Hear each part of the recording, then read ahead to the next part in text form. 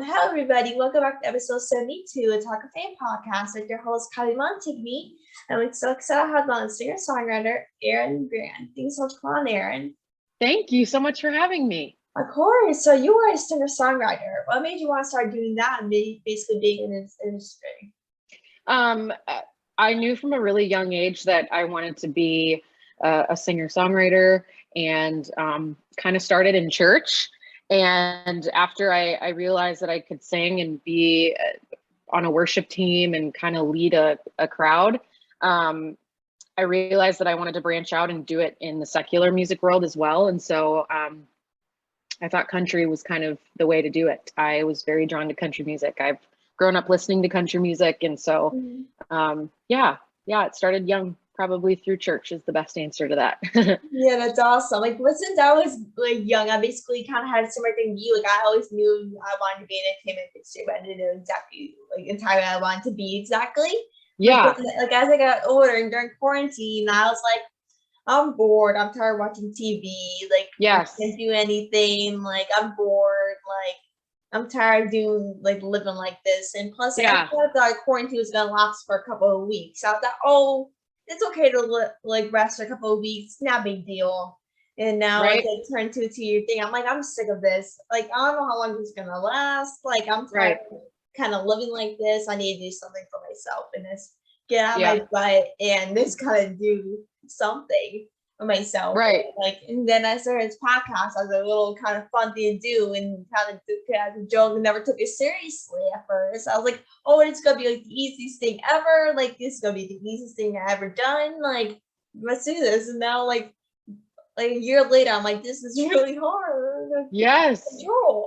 Well, good for you though. This is such a cool thing. So good for you. Thank you. So you recently came out with an EP called Anything But Casual. What made you want to start? What basically made you want to write the EP? When I started writing music, so I moved down to Nashville in 2020, and I just kind of started collaborating with a bunch of people and co-writing. And I didn't really know that I wanted to put out a project really until later in 2020.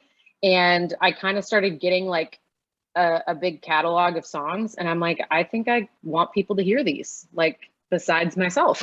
And I just kind of found that I had something to say, and I wanted to put it out in a project and kind of show, just multiple different personality sides of me and what makes me me. And I feel like this project does that. Well, that's awesome. So out of all the songs that came out on the EP, which song meant the most to you? I think the one that, this is probably surprising for some people, but I think Better with Wine is the one that really explains me. I don't know. I mean, there's a lot of just different lyrics in that song that are just literally came from my personality. Like, it was just easy to write because it was about me. I would say that one. And I would also say Lonely Does, because Lonely Does definitely has like a meaning behind it. And I've said this multiple times when I play it out too. Lonely Does has got like a breakup side, and it also has a side of it that could be taken as like a true loss of, losing a loved one or your significant other. And I've witnessed that. And so it kind of was an easy song to write as well, sadly, because I've witnessed both sides of it. But yeah, those are kind of my two that I really resonate with. Oh, I love that. Like, do you usually write songs that are based off on your life, or you do basically write songs based off like people like around you or the world itself? Both, honestly. I am lucky enough to have never gone through a breakup before, and I plan to not go through a breakup currently. So that, anything that I write about a breakup typically is about other people, but all my love songs, or like Better with Wine is very like personality driven song, are easy to write, and they're about me. But there also was a time that I wasn't in love and I was writing songs too. And I like to say sometimes I like to write about what could be. And a couple years ago I wasn't in a relationship, so I was kind of writing about what could be. And now it's come true. So yeah, I love that. So as like a singer-songwriter, you released like a song in like July 2021 called Better with Wine, like I think you mentioned before. What kind of inspired you to write that, basically? Kind of you. Yeah, it honestly just who I am. I didn't actually ever start drinking until I was 21, and wine was like the first thing that I tried, and I absolutely fell in love with it. I fell in love with the taste. I fell in love with the experience behind it. I fell in love with just the different kinds and varieties, and I find it to be kind of a like a hobby almost. Like I'd love to go to Napa someday and go to all the wineries and see all the sites, and you know, that's kind of how it is for a lot of different kinds of alcohol, but wine is just the one that I chose. And I also feel like I become this like new, fun, more like vibey person after I've had a couple glasses of wine. And I kind of say that in the song too. So, and I joke about, you know, like a cup of coffee ain't a bad way to start the day, but I also don't mind, you know, having a glass of wine right when noon hits. You know, yeah, you become a more better person after you drink a couple glasses of wine.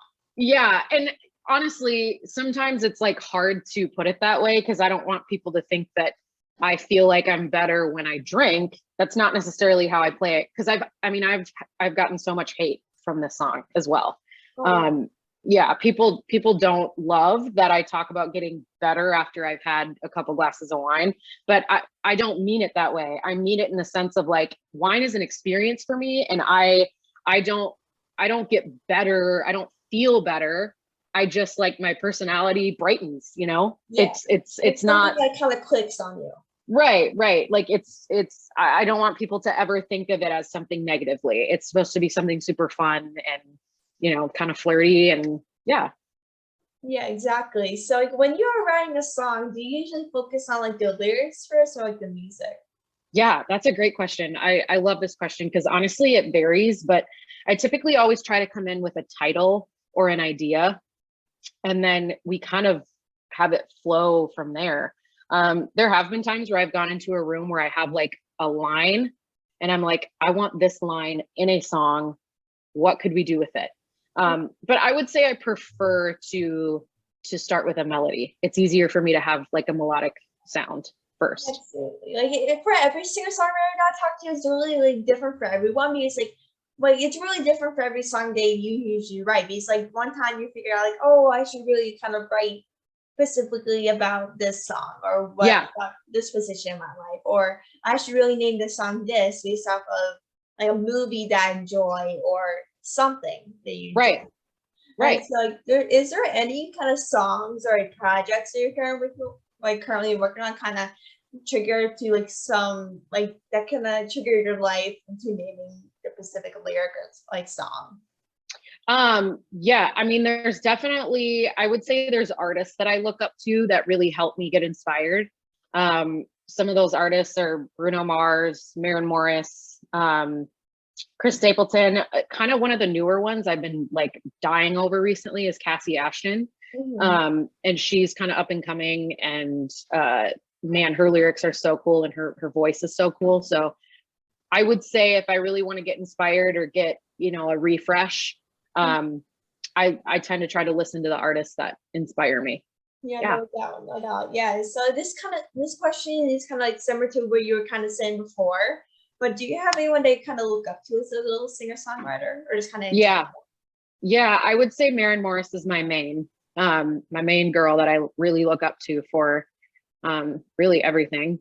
But yeah, I think Cassie Ashton is also kind of my new one too.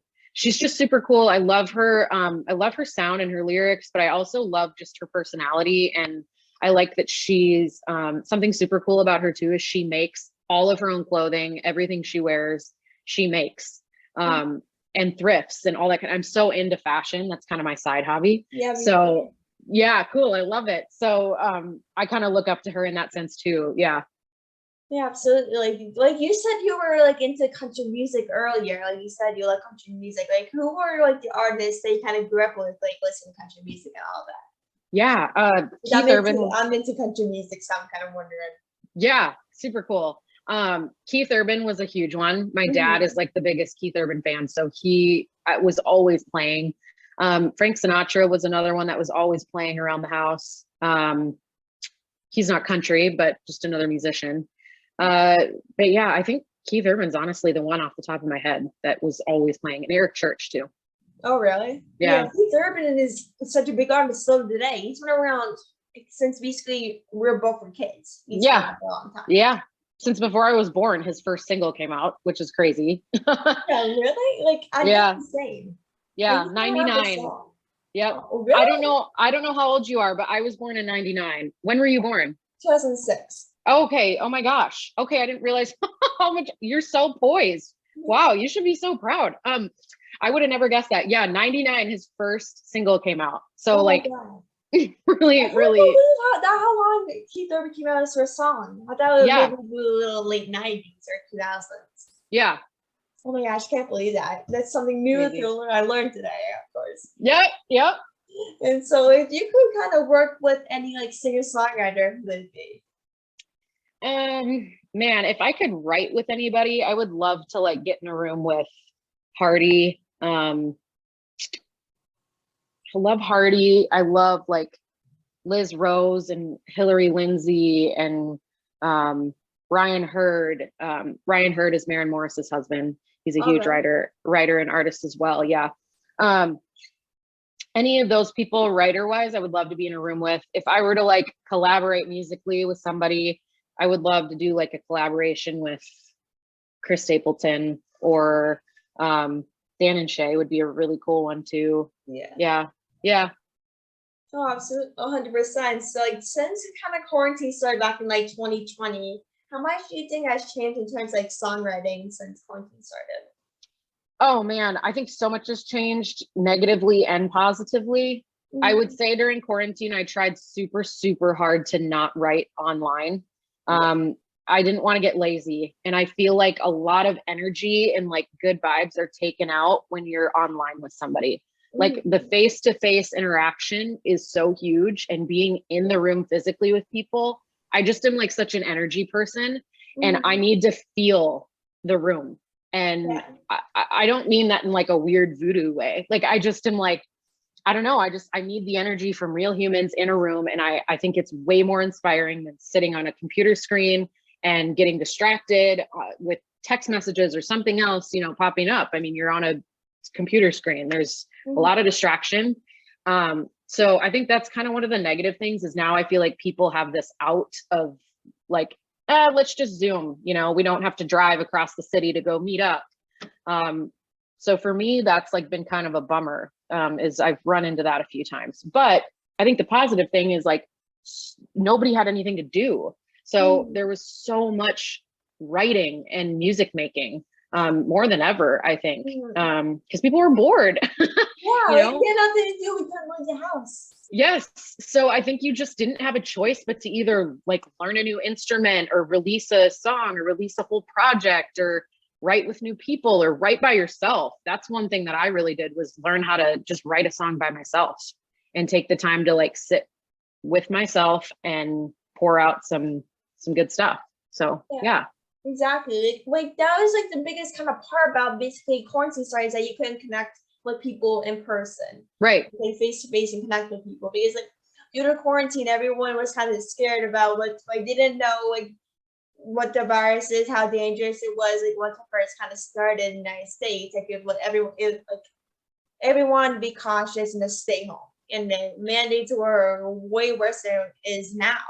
Right. And everyone wants to basically stay home and just basically take care of their family and their health. Right. Right. And like that's the thing that really hurt me the most is that I like once quarantine started, I was like, I want to see my family. I want to see my friends. Like I actually want to have face-to-face things and actually do things and connect with other people. Yeah, like due to COVID, we couldn't do that. Like people want to be cautious and be careful with COVID and don't want to get sick. That was like every time some people like say like, oh, we're not having an event this year like we usually do or parties and all these stuff. I'm like, that's a bummer. Like I want to do something fun. Like I want to have like a good party to go to, like have a good time. Right. Like that's like the worst thing that could ever happen. So you couldn't like have a good interaction. Right. Right. And so the final question for the interview is, what is some advice for younger generations that to be like a singer-songwriter one day? Some of the best advice that I ever got was to make sure that you are never, ever the best person in the room. make sure you're always surrounding yourself with people who are better than you. And that's at every level. I don't care if you've won 500 Grammys. There are going to be people that are going to make you stronger and a better musician. So make sure you are in the room with people who are going to make you better and that you're going to learn from. You never want to be put in a position where you're all on the same level and nobody knows what they're doing, because then nothing is going to happen in the room. You know, you're never going to get anything done. So I always tried to be in a room with somebody who's had more experience, and has had maybe a little more success, or, you know, it's not even about success really. I mean, it could be somebody who's written 100 songs in their life and maybe none of them have been cut by an artist, but I had only written a few songs when I had moved to Nashville. So I want to be in the room with that person who wrote 100 songs, you know, because they've done it. They've done it all and written it all. So I want to hear what they have to say, and I'm going to learn from that. So that's kind of my biggest thing is to make sure you're not the best one in the room. Always surround yourself with better musicians. And another one I think would be is to never take a performance for granted, and always play a show like there's somebody who's going to their last show and somebody's going to their first show. You want to make sure you're performing, because you never know. There could be somebody in the audience who, you know, that's their last show that they're ever going to see, or it's somebody's very first show that they've ever seen in Nashville or wherever. And you just want to always make it a good experience for every single person in the audience. So yeah. Yeah, exactly. I really couldn't agree more. I think you just put it like perfectly. And so I just want to thank you so much for coming on the podcast and taking some time out of your day. You're really amazing. I'm so glad to have you on. It's such amazing to talk to you, and we'll definitely see you soon for sure. Thank you so much for coming on. Oh my gosh, thank you for having me. You're so sweet, and just so cool that you're doing this podcast. You're amazing. So keep doing it. Thank you so much. You too as well. And we'll definitely speak soon for sure. Thanks so much. Thank you. All right. Thanks. Talk to you soon. Yes, sounds good. See you, girl. Bye. Bye.